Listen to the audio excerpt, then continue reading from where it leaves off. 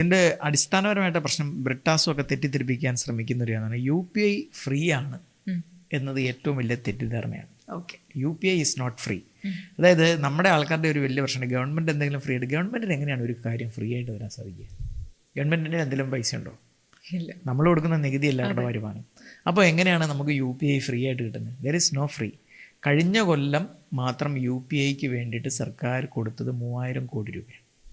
UPI network activate ചെയ്ത് അല്ല ആക്റ്റീവാക്കി നിർത്തുന്നതിന് വേണ്ടിയിട്ട്. അതായത് സർക്കാരിൻ്റെ 3000 കോടി രൂപ സബ്സിഡിയുടെ പുറത്താണ് ഈ UPI ഫ്രീ ആയിട്ട് നമ്മൾ ഉപയോഗിക്കുന്നത്.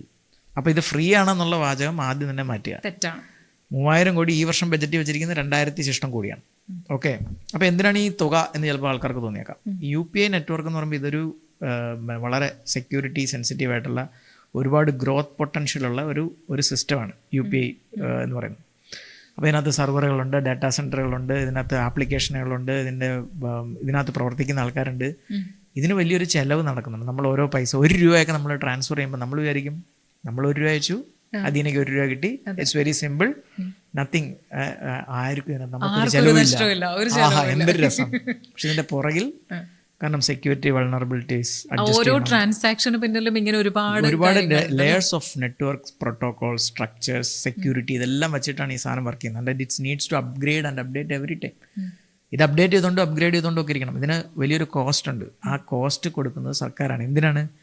ഡിജിറ്റൽ ഫുട് പ്രിന്റ്സ് ഇന്ത്യയിൽ വ്യാപകമാക്കുക. അതായത് അതിനൊക്കെ 1 രൂപ അയച്ചാൽ 50 പൈസ കിട്ടൂ എന്ന് പറഞ്ഞാൽ അതിനെ UPI ഉപയോഗിക്കില്ല. ഇല്ല, ശരിക്കും 1 രൂപ അയച്ചാൽ 50 പൈസ കിട്ടും. അല്ല, ഞാൻ പറയുകയാണ് അങ്ങനെയാണെങ്കിൽ. അങ്ങനെയാണെന്ന് പറഞ്ഞാൽ നമ്മൾ കാശ് തരുമല്ലോ.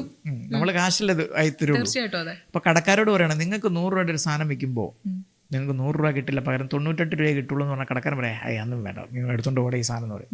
അപ്പോൾ കടക്കാരനോട് പറയണം 100 രൂപ അയച്ചാൽ 100 രൂപ നിങ്ങളുടെ പോക്കറ്റിൽ വരുന്ന കടക്കാരൻ യെസ് ഞാൻ ഈ സാധനം വെക്കാന്ന് പറയും. അപ്പോൾ അങ്ങനെയാണ് ഇത്. പക്ഷേ സർക്കാരിന് ഇതിൻ്റെ ഒരു കോസ്റ്റ് ഉണ്ട്. സർക്കാർ എന്ത് ചെയ്യുന്നത്? ആ പൈസ നമ്മുടെ എവിടെ നിന്നാണ് മേടിക്കുന്നത്? നമ്മൾ പെട്രോൾ അടിക്കുമ്പോഴും നമ്മൾ സാധനം മേടിക്കുമ്പോഴും ഒക്കെ കൊടുക്കുന്ന നികുതികളിൽ നിന്ന് സർക്കാർ ഒരു വിഹിതം നമ്മളറിയാതെ നൈസായിട്ട് അടിച്ച് മാറ്റിയിട്ടാണ് ഇതിൻ്റെ കോസ്റ്റ് കണ്ടെത്തുന്നത്. മനസ്സിലായോ? അപ്പോൾ ഇവിടെ ഒന്നും ഫ്രീ അല്ല. നമ്മൾ കാണുമ്പോൾ അത് ഫ്രീ ആണെങ്കിലും അതിൻ്റെ പുറകിൽ ഇങ്ങനെ പല കളികളും നടക്കുന്നുണ്ട്. ഈ പോക്കറ്റിൽ നിന്നെടുത്ത് ആ പോക്കറ്റിൽ പരിപാടിയാണ് സർക്കാർ ചെയ്യുന്നത്. അപ്പം ബ്രിട്ടാസിനെ പോലുള്ള ആൾക്കാർ മനസ്സിലാക്കേണ്ടത് ഇത് ഫ്രീ ആയിരുന്നു എന്ന് പറഞ്ഞ് നടക്കുന്നത് തെറ്റാണ്.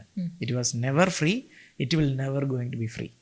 ഓക്കെ, അപ്പോൾ ഈ ഇൻഡയറക്റ്റ് ടാക്സസ് ആണ്. ഇതിനൊക്കെ നമ്മൾ ഇൻഡയറക്റ്റ് ആയിട്ട് കൊടുത്തുകൊണ്ടിരിക്കുന്നത്. അപ്പോൾ സർക്കാരിൻ്റെ മുമ്പിൽ ഇത് UPI അഡോപ്ഷൻ എന്ന് പറഞ്ഞാൽ ഭയങ്കര ഹൈ ആണ്. ഇന്ത്യയിലിപ്പം അത് ഓരോ വർഷവും അതിനകത്ത് UPI വഴി ട്രാൻസാക്ഷൻ്റെ ഇത് കൂടിക്കൊണ്ടേയിരിക്കുകയാണ്. അപ്പോൾ ഇതിൻ്റെ നെറ്റ്വർക്ക് ഗ്രോത്ത് എന്ന് പറയുന്നത് ഭയങ്കര മാസീവാണ്.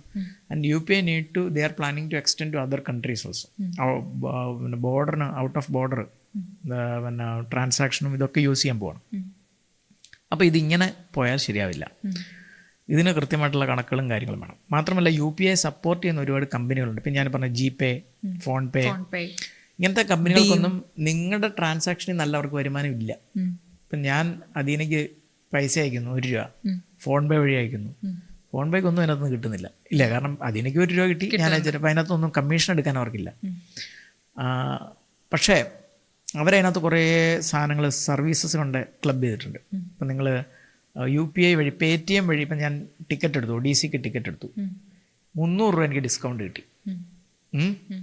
ഒഡീസിക്ക് ടിക്കറ്റ് 300. അപ്പം ആ ടിക്കറ്റ് എടുത്ത ബുക്ക് മൈ ഷോ വഴിയാണ് ടിക്കറ്റ് എടുത്തത്. അപ്പം അവരും Paytm തമ്മിലൊരു എഗ്രിമെൻ്റ് ഉണ്ട്.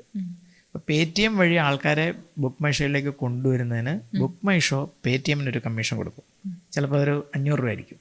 അതിനകത്തൊരു 300 രൂപയാണ് Paytm നമുക്ക് തന്നത്. 200 രൂപ Paytm എടുത്തു. മനസ്സിലായോ? അപ്പോൾ ബുക്ക് മൈ ഷോയ്ക്ക് ഒരു കച്ചവടം കിട്ടി, Paytmന് ഒരു ട്രാൻസാക്ഷൻ കിട്ടി, നമുക്ക് ടിക്കറ്റിൽ ലാഭം കിട്ടി. ഓക്കെ, ഇത് 3 പേരും ബെനിഫിറ്റ് ആയ ഒരു സിസ്റ്റമാണ് അവിടെ അപ്ലൈ ചെയ്തത്. എന്താണ് കണക്കിൽ തെറ്റ് പറയൂ?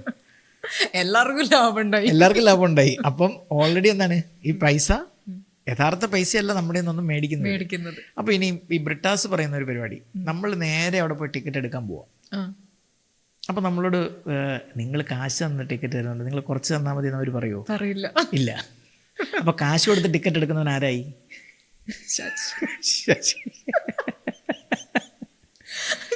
അപ്പം ഈ ബ്രിട്ടാസിൻ്റെ അടുത്ത 2ാം വാദത്തിലേക്ക് വരാൻ വേണ്ടിയിട്ടാണ് ഞാനിത് പറഞ്ഞത്. ബ്രിട്ടാസ് പറയുന്നത് മർച്ചൻറ്റിൻ്റെ കയ്യിൽ നിന്ന് പൈസ മേടിക്കും സർക്കാർ എന്ന് പറയുമ്പോൾ മർച്ചൻ്റ് ഈ പൈസ നമുക്ക് ട്രാൻസ്ഫർ ചെയ്യും, കൺസ്യൂമറിന് ട്രാൻസ്ഫർ ചെയ്യുമെന്നാണ് ബ്രിട്ടാസ് കണ്ടെത്തിയിരിക്കുന്ന ഒരു വലിയ കണ്ടെത്തൽ. ആക്ച്വലി ഇത് വർഷങ്ങളായിട്ട് നമ്മളിതെല്ലാം പേടിച്ചുകൊണ്ടിരിക്കുക. നിങ്ങൾ ഒരു കടയിൽ പോയിട്ട് ക്രെഡിറ്റ് കാർഡോ അല്ലെങ്കിൽ ഡെബിറ്റ് കാർഡോ ഉപയോഗിച്ച് ട്രാൻസാക്ഷൻ നടത്തുമ്പോൾ കടക്കാരന് പൈസ ഓൾറെഡി മുഴുവൻ കിട്ടുന്നില്ല.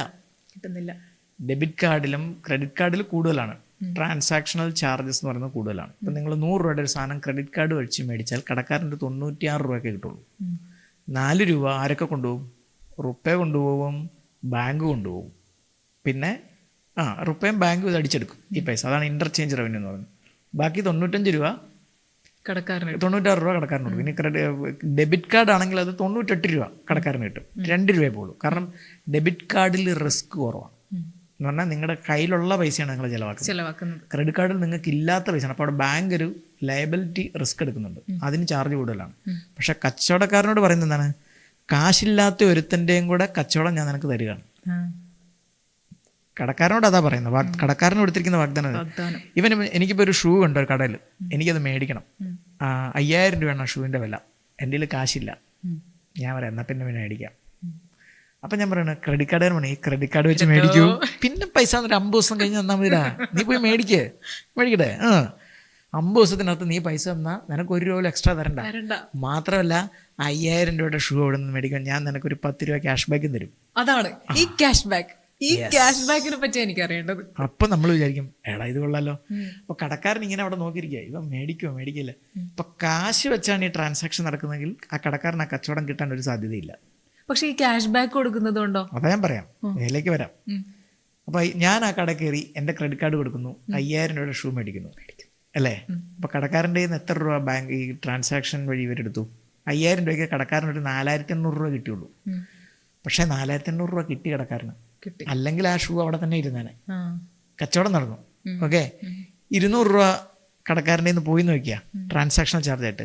എൻ്റെ കണക്കൊരു എളുപ്പത്തിന് പറഞ്ഞ ആ 200 രൂപയിൽ ഒരു 10 രൂപ നമുക്ക് ക്യാഷ് ബാക്ക് ഇട്ടിരുന്ന അവർക്ക് എന്തെങ്കിലും നഷ്ടമുണ്ടോ? ഇല്ല. അങ്ങനെ വേണം നിങ്ങൾക്ക് ക്യാഷ് ബാക്ക് കിട്ടുന്നത്. കളി മനസ്സിലായോ? അപ്പൊ ഇവിടെയാണ് ഒരു മണ്ടൻ ബ്രിട്ടാസ് അങ്ങനെ ക്രെഡിറ്റ് കാർഡും UPI ഒന്നും കൊടുക്കുന്നവനല്ല ഈ KK ജോസഫ് എന്ന് പറഞ്ഞ് 5000 രൂപ പിടിച്ച് ആ കട ചെല്ലുന്നത്. കടക്കാരന് 5000 രൂപ തന്നെ നിങ്ങളുടെ ഇത് മേടിക്കും. ചെരുപ്പടയിലും ബാഗിടയിലും ഒക്കെ ചിലപ്പോൾ ഡിസ്കൗണ്ട് കിട്ടിയേക്കാം. പക്ഷേ നിങ്ങൾ സൂപ്പർ മാർക്കറ്റിലോ മിക്ക സ്വർണ്ണക്കടയിലോ ഒന്നും നിങ്ങൾക്ക് കിട്ടില്ല, തുണിക്കടയിലോ ഒന്നും കിട്ടില്ല. അത് നിങ്ങൾ കാശ് കൊടുത്താൽ പൈസ കുറച്ച് തരുന്ന ആൾക്കാരൊക്കെ കാണാം. ചില കടക്കാർ പറയും നിങ്ങൾ കാശ് തന്നാൽ കുറച്ച് പൈസ തന്നാൽ മതി എന്നൊക്കെ പറയുന്നവരുണ്ട്. അത് വളരെ കുറവാണ്. ഞാൻ പറഞ്ഞത് നമ്മളൊരു ഡേ ടു ഡേ ട്രാൻസാക്ഷനിൽ ഒന്നും നടക്കത്തില്ല. മാത്രമല്ല ഓൺലൈനിൽ നിന്നൊക്കെ മേടിക്കുമ്പോൾ ക്യാഷ് കൊടുക്കുന്നതിന് കാശ് കൂടുതലാണ്. അതായത് ഡെലിവറി ചെയ്യുമ്പോൾ കാശ് തരാമെന്ന് പറയുന്ന ആൾക്കാരുണ്ട്. എൻ്റെ അച്ഛനൊക്കെ അങ്ങനെ ഞാനിപ്പോൾ നേരത്തെ നിനക്ക് തരുന്നില്ലടാ പട്ടി, നീ ഇവിടെ വന്ന് എനിക്ക് സാധനം തന്നിട്ട് ഞാൻ പൈസ തരുള്ളൂ. അപ്പോൾ ഒരു 10 രൂപ കൂടെ കൂടുതൽ അച്ഛൻ കൊടുക്കുക. ഇതാണ് ഈ ബ്രിട്ടാസിനെ പോലെ ഒരുപാട് ബുദ്ധിയായാലുള്ള പ്രശ്നമാണ് ഞാനീ പറഞ്ഞത്.